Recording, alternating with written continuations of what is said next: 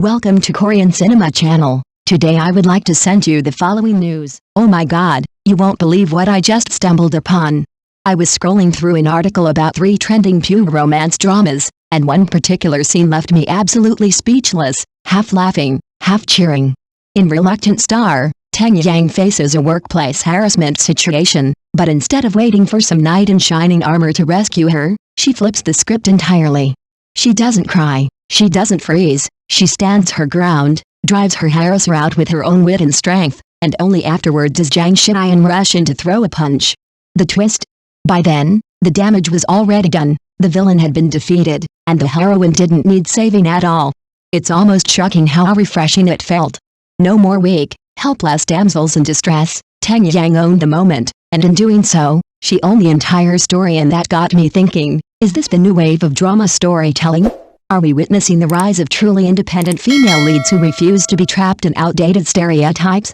Unlike the typical candy-sweet, naive heroines of old idol dramas, today's female characters are sharp, bold, and fearless. They don't just wait for love, they fight for their dignity, their choices, and their freedom. Honestly, it's about time. These kinds of stories don't just entertain, they redefine what romance means for a modern audience. Because what's more romantic than a heroine who can stand tall on her own and still choose love on her terms? So let me ask you this, in a world where women can conquer battles without a savior, isn't the real question, who's truly strong enough to stand by her side? Brace yourself, I Can't Bear to Part with the Stars isn't just another sappy idol drama, it's a game changer that flips the genre on its head. The theme that sets the show ablaze. Cheng Yang, the female lead, is an independent, fierce powerhouse who shatters the damsel in distress stereotype. This drama doesn't just entertain, it redefines what a modern heroine looks like, and Cheng Yang's unapologetic strength steals the spotlight. Let's dive into why Cheng Yang is the heart of this show's wildfire popularity. Traditional idol dramas often lean on a predictable formula, a helpless heroine saved by a charming hero. Not here. Cheng Yang is a force of nature, running her own business, Hae-in snack shop, with grit and ingenuity. Early in the series, her shop struggles with low foot traffic. Enter Jang Shi-in, the male lead, who swoops in with influencers to boost her business. But here's the kicker, Cheng Yang doesn't wait for his rescue. She's already revamped her store, tweaked the menu, and drawn in crowds on her own. By the time Jang Shi-in's plan kicks in, her shop is already buzzing. Her efficiency outpaces the male lead's efforts, proving she's not just keeping up, she's leading the charge. Then there's the workplace harassment subplot that cements Cheng Yang's badassery. When Gancho, a sleazy colleague, tries to stir trouble with inappropriate behavior, Cheng Yang doesn't flinch. She confronts the issue head-on, handling it with sharp decisiveness before Jang Shi-in even steps into the picture. His eventual involvement?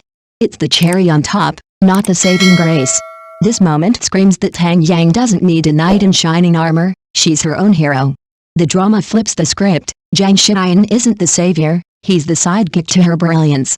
What makes this show addictive is how it balances Cheng Yang's independence with her vulnerability.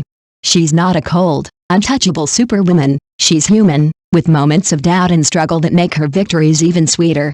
The chemistry between her and Jang Shi-in crackles, but it's built on mutual respect, not dependency. The show's pacing keeps you hooked, weaving intense drama with lighter moments, while the cinematography, vibrant shots of the snack shop and sleek cityscapes, adds visual flair. Posts on X echo this buzz, with fans raving about Cheng Yang's boss energy and the show's fresh take on romance. Why does I Can't Bear to Part with the Stars resonate? It's not just about love, it's about a woman owning her story. Cheng Yang's journey reflects a generation tired of outdated tropes, craving heroes who carve their own paths. This drama delivers that and more, blending heart, hustle, and a touch of rebellion. So, grab some popcorn and dive into this series. You'll be rooting for Cheng Yang, but here's the real hook, she doesn't need your cheers to win. Online data indicates that this drama's ratings have reached the top 3 during the 2025 summer season. Many viewers have taken to social media to discuss Cheng Yang's independent character, saying it embodies the ideal of a modern woman. But I think, while Cheng Yang is powerful, Jang Shi-in's character is also quite likable. His supportive, non-interfering attitude makes the love story more realistic. However, do you think this setting might make some viewers who prefer traditional romance feel a lack of a sense of redemption? After watching a few episodes, I can't help but wonder, If real-life relationships were like this, wouldn't they lack a bit of drama? Haha, but dramas are dramas, so just enjoy watching. Next, I have to talk about Secretly Can't Hide, a drama starring Zhao Lusi that's incredibly sweet. The theme sentence is, Do and Jae-su's character embodies a warmth with boundaries, far from being central air conditioning. As for the supporting sentence, Do and Jae-su is prone to gossip due to his family background, but he doesn't become negative. Instead, he actively treats others well, considers their feelings, and is incredibly attentive. But the key is his ability to maintain boundaries, remaining polite and distant. This reminds me of those warm-hearted men in real life. If everyone could be like this, why would there be so many misunderstandings? Zhao Lusi's acting shines here, bringing the subtle emotions of a secret crush to life. An online search reveals that this drama is based on a popular novel and aired in mid-2025, garnering over 100 million views on streaming platforms in its first week. Viewers have reported that Do and Jae-su's sense of boundaries is comforting, unlike some dramas where the male protagonist flirts with everyone, cluttering the relationship lines. I personally think this characterization is more in line with modern interpersonal relationships, emphasizing respect and distance. On the other hand, some have criticized Do and Jae-su for being too perfect, saying he's simply too good to be true. Perhaps this is the charm of pure romance dramas, idealized yet relatable. Did any details resonate with you while watching that show? I remember one episode where Do and Jae-su helps the female lead out without crossing the line. The subtle handling of the scene made me replay it multiple times. Then, we have to mention Cheng's The Southwind Knows My Heart. The theme line is, Cheng's acting is explosive here, especially when portraying Fu Yunshin's pain, which is simply heartbreaking. The supporting line is, in the play, Fu Yunshin is unable to care for himself after an accident.